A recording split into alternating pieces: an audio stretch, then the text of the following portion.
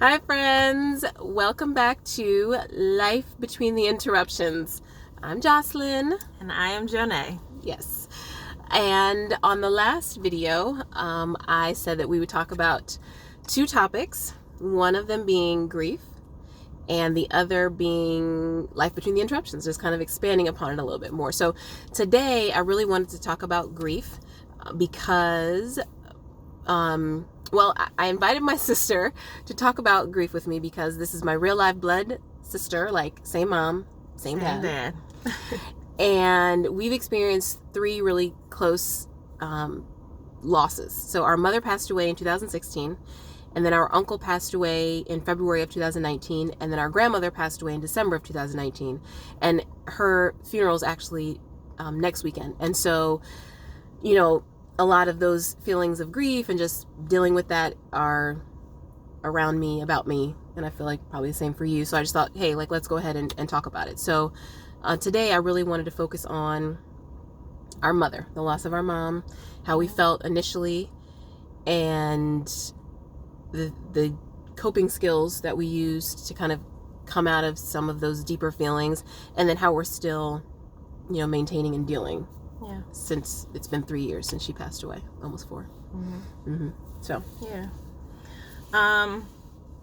That was definitely an experience that was like no other for me. I feel like there was nothing that had happened to me in my life that prepared me for that. The loss of a parent it's a heavy experience. And I know for myself, I felt instantly, I just felt rejection. I did feel, anger and sadness and hurt, but the reoccurring thing for me was just a lot of rejection. And for me, Mom was an all-around support system. She was an excellent support system, through and through. And, not only for myself, but for many of my friends, they just say how supportive she was. And so for me being her daughter, she was my ride or die, and she was always there. And so to experience that being literally removed from my life, just taken away, I felt such a loss that I felt like I was being rejected from God, and, from the support that, I felt defined my relationship with God. I felt like Mom was an angel to me. And to have that taken away, like I said, it just left me feeling very rejected. And I know we've talked about before, feeling feelings so deep to the point where you experience physical pain. Right. And I had never experienced anything, and I've experienced some heavy emotional things in my life, and I've never experienced anything to the point where it has caused me to physically, feel hurt and feel pain. And so that was a new experience for me as well. I mean, what were some of the feelings you experienced? Well, I think like you were just saying, I mean, my husband just recently hurt his foot, and he's been in so much pain that he can't sleep. And so I just thought about that, like, whoa, like that's literally how I felt when my mom died. Like it's a pain that just, it hurts. Like you said, it just aches. Physically hurts, and it aches. And so Jonee and I, we have 2 younger siblings, and my father, and we were literally around our mother when she passed, when she took her last breath. Like, we were right there. So we saw her take her last breath, and it was like, I mean, like, it was kind of like it was it left you speechless. Right, speechless, completely speechless. And then I remember, the people from the funeral home came, and they took her away, and I literally just broke down in the driveway. Like, I literally just broke down crying in the driveway, because it was like, wait a minute, and she had cancer, so we watched her die. Like, we watched her die, which was also horrible. But it was just, I mean, I think for me, I immediately felt sadness, and then I felt anger. Like, I just felt just angry because, so I was pregnant during her sickness, and with cancer, people that are going through chemotherapy, it's not recommended that they are around pregnant people. So I couldn't even go and be around my mother and hug her and hold her, during that time. And when our third child was 6 weeks old, immediately got in the car, drove back to our parents' house, and spent every moment with her until she passed.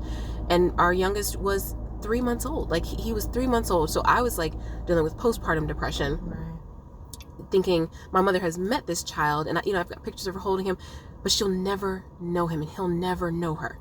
And so it was like this anger. Like, I'm like, God, she's like you said, an amazing mom, an amazing like friend and support system. And I wanted my kids to like know that and experience it. And I feel like they get that through their relationship with like because my sister has kids as well. So I feel like they get that through their relationship with us. Like, they see parts of our mom. But I was angry, y'all. I was real angry. I was angry with God. I was really, really angry.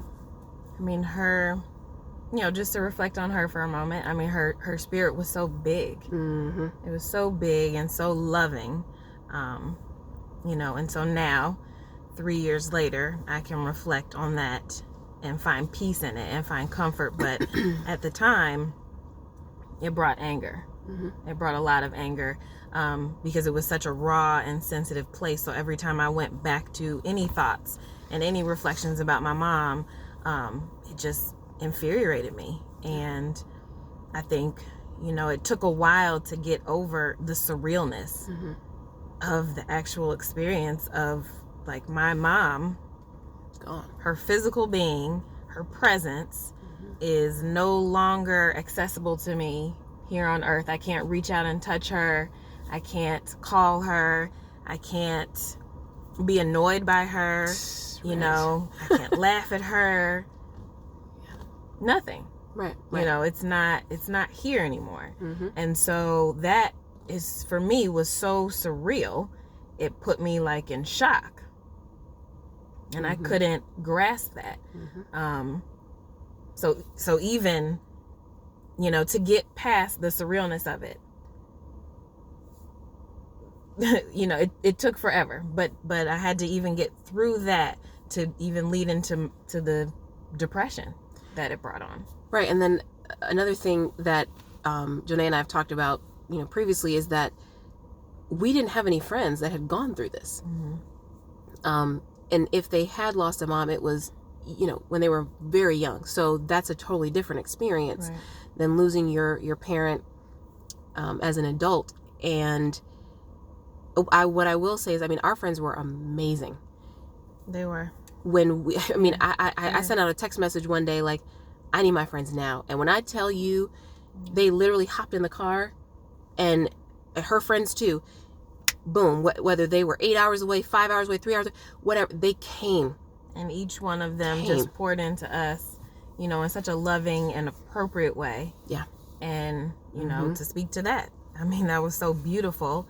And that was one of the things that, God opened up in me, was to see the love of people poured out in such a different way, in a way that I had never, it wasn't needed prior. Right. And so to see that, it just filled me up in a new way. Yeah. So it was great to have our friends there supporting us in the best way that they knew how. The best way. And we totally, totally appreciated it. But in that same token, we didn't have anybody that we could talk to and be like, how did you deal with this? Like, what did you do? Because we were the first ones that went through anything like that. And since then, unfortunately, both of us have kind of helped other friends to kind of walk through that experience, because they have also lost parents. But, I think that for me, after I kind of sunk down in that depression, it was like, okay, I got to get out of this thing. Like, because my mother was alive, honey. Like, she lived life, and she would not want us to live this way, like sad and moping around and just barely getting by. So, for me, some of the things that I did were getting into counseling. I started doing, grief counseling, and that was huge because I had never done counseling before. And I was like, I don't know, but the woman that I did counseling with, she was amazing. So I did grief counseling. I also decided to get active again. So I'm a runner. I like to exercise, and some of you might have seen mysterious videos of me dancing during pregnancy. So I started running again, and I was dancing, working out. That really helped me because, you know, got my endorphins going. It started to make me happy again. And then spending time with my family, like I became so much more intentional about getting to the different places where my family lived, because I've always lived out of state. So to get back to where my family was and spend time, valuable quality time with my family. Right. For me, I definitely threw myself into counseling as well, because I'm a very goal-oriented person. And so when I have a goal set and something to achieve, I can move towards it. But the fog was real.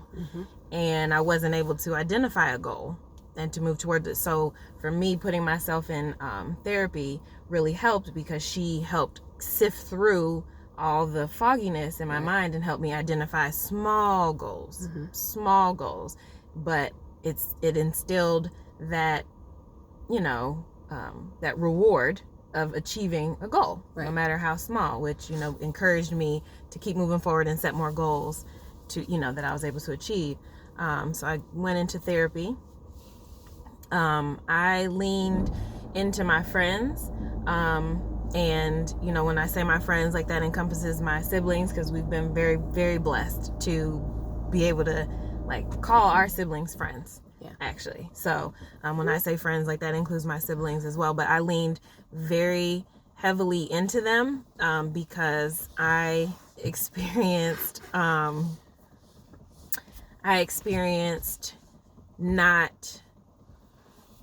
not really being able to identify who I was. So the experience for me was so traumatic that it was sort of like I was standing on the other side of the glass and just looking out at people, and they were looking at me, expecting me to be Jonee, who I've always been, and I couldn't for the life of me grab hold to who Jonee had ever been. I felt like it had just been wiped clean. And so me talking to my friends and opening up and expressing, you know, these really weird new feelings that I was feeling, and, you know, the quiet moments and the, you know, the hurts and the pains, me being able to open up to my friends and express that, allowed them to reflect back to me. And a lot of them, you know, spoke life into me, and they, you know, gave me things to hold on to. And I still remember those things, you know, to this day. I remember a friend of mine, after I had finished expressing myself and everything, you know, she hadn't experienced the loss of a parent, and so she didn't know what to say. But she said, well, Jonee, one thing that I do know about you is that you are an overcomer, and you always come out. Wow. And I wrote it down. That's good. And I started a board of affirmations. And anytime I would ever speak to anybody who said anything positive and reflected something positive about myself, I put it up on the board. Or anytime, another coping skill of mine was watching movies. And anytime I would receive something positive from, you know, any one of the characters who was, you know, trying to get through a difficult situation, I would write that down as well. And so I just came up with a board of affirmations, and I put it over my bed, and I just reflected on those. And I put them, once, you know, it overtook the board, I spilled out, and I just put them up on my wall and just had them in a place where I could continue to see them. Yeah. And that, you know, really helped me to put positive thoughts into my mind, and, you know, again, get out of the fog. Whew. Yeah. I mean, there's, you know, everybody kind of has their things, but The process. Right. And their process, because as you know, as I'm saying, life between the interruptions, right? Like, is our mom dying an interruption, or is that life? Like, you know what I mean? It's right. It's one of those things, but the fact is that she did die, and we're still here, and we are still living life. And, you know, again, we have jobs and kids and friends and other things that we still have to keep doing. Be here and be present for. To be present for. So it you know, learning to identify what your coping skill is. Right. Hearing what people have to say and say, "Ooh, you know what? That's a good idea." let me just try it. Let me just see. Yeah. Because again, like so many people don't want to do counseling. They don't want to sit down and journal, or they don't want to do it. But you don't know if it's going to work if you don't try it, you know? So I think even now, 3.5 years later, I mean, it's still real. And I think like one of the things that Jonee said, it's like standing on the other side of the glass, like watching yourself and watching your life kind of happen around you, and nobody even understands. Like they still think that you're still that very same person. Like a couple of my friends got married that same year, like a couple months later, and I'm like out here trying to be happy for them, and I was so excited for them, but I was so sad. Like I was hurting so badly. Like my friend was taking pictures with her mom, and I broke down crying. I was like, because it's hurts. It's real. Yeah. So, even now, like I said, 3.5 years later, some of the things that still go on, I'm not doing counseling currently, but I do need to get back into it. So I was doing that for a while, and we've moved around and shifted, and so whatever, but I was doing counseling for a little bit, got out of that when I got pregnant with our 4th child. Yay. Then I'm still dancing, still running, exercising, because that's something that is for me. Like I make time to go and I dance and I enjoy that. Another thing is spending time with my friends. Like, I have girls trips scheduled, and I go and we just sink in, we just relax and we just be. And it is so helpful to take that time to just take care of myself, to just be able to focus and reflect.